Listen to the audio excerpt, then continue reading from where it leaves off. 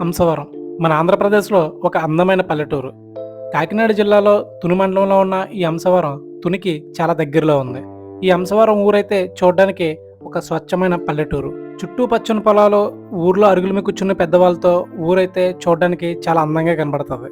ఇక చరిత్రపరంగా చూసుకుంటే పూర్వం ఆది శంకరాచార్యులు కొన్ని వేల సంవత్సరాల క్రితం ఈ హంసవరం ఊరు చుట్టుపక్కల ఆయన తిరిగాడని చెప్తుంటారు. దానికి గల కారణం ఏమిటంటే ఈ హంసవరం చుట్టుపక్కల ఉన్నటువంటి కొండల మీద మారేడు వనం ఎక్కువగా లభించేదంట.